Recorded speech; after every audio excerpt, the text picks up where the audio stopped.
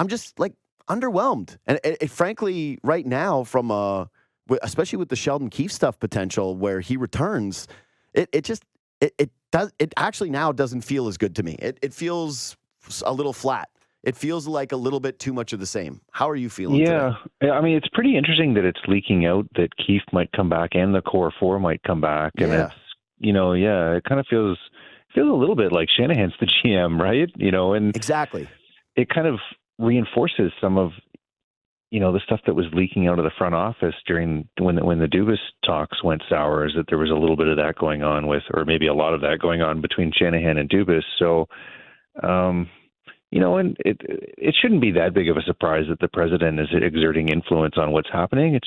It's kind of weird that what's happening is that some of this is, at least the way that it's leaking out from, Elliot Friedman and Chris Johnson and people who would know, the way that it's leaking out is that Shanahan talked about wanting the coach back and also told the core four players that he wanted them back as well.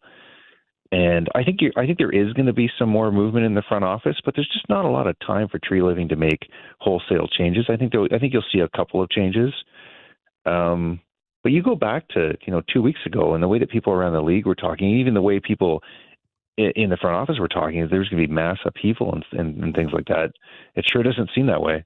It sure seems like the Shanaplan now is run it back again. Yeah, the supporting cast is going to change, but mostly run it back again and cross your fingers that you get a different result next year. And it's very, very interesting that the one major substantial change that might happen was the GM. And that wasn't, I don't know, it didn't feel like that was the one at the top of the list of what needed to change after that loss to the Florida Panthers in round 2. Well, it doesn't need to change if you're keeping the same president and he is going to exert himself over all of the hockey operations.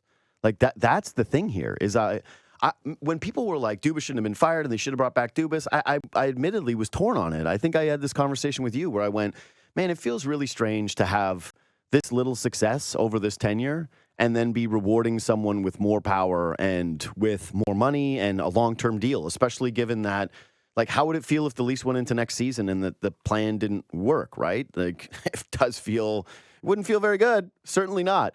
But that was the thing. Like, they had to commit 5 or 6 years to Dubas. Like, it wasn't, you couldn't dip your toe in and say, without the extension, they didn't have that option. Exactly. And yeah, there was nothing else. There was no other possibility on the table. Like, you're not signing general managers to 1-year contracts or 2-year contracts or things with extensions or outs. Like, that's not a thing. So I just keep looking at this now and say, well, all right, it made sense. It was okay to say you want something better, you want something different, you want a fresh perspective, you want fresh eyes. But none of this really feels all that fresh because, like you mentioned, he's coming in here, he's working under real tough time constraints to get up to speed on everything. Yeah. There's still a mess to clean up with some of the drama that's happened within the front office and the dissent that's happened and some of these leaks, whatever. You've got a couple of weeks before these no movement clauses kick in. Nothing's going to happen before then. And yeah, it just feels like if there is anything that's going to transpire, it's all going to be at the behest of Shanahan, whether it's the coach, whether it's the players, whatever. So do I really care that Brad Treliving is going to be evaluating a free agent class that is underwhelming and Toronto doesn't really have a lot of room to operate within? I just don't. Am I supposed to believe that the real upside here is that a draft that we didn't know he could be able to participate in, he's going to have a drastic impact, especially not fully knowing maybe this entire team top to bottom? I don't know. I'm feeling really lukewarm about it, even though I like Treliving.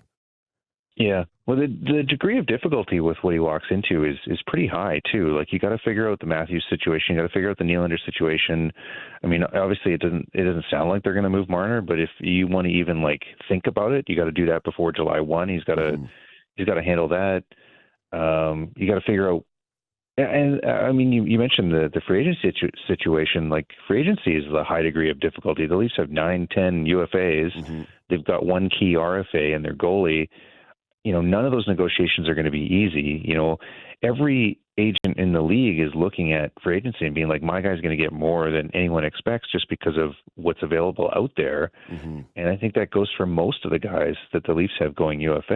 And so we can. I mean, we don't need to get into like the Troy Brower and James Neal signing and litigate everything that Treliving did in Calgary. But I think for any GM coming in here, there's going to be a danger that you're going to overpay some guys in free agency, just because almost every team is going to be in that boat, and they're going to have to find some bargain buys. And there's a lot that he's going to have to navigate here. And and it's not even like he doesn't have really experienced assistant GMs. I mean, Pridham has obviously been around for a while, but a lot of the rest of the front office that Kyle Dubas built it was kind of his team, right? And it was I had a comment from someone outside the organization, like it's a relatively green front office overall. Like it's not like they have a lot of people with, AGM experience outside of Toronto. And in some ways it's good, but in some ways, if you have someone new to the organization coming in that needs to lean on some of the institutional knowledge, there's not as much of it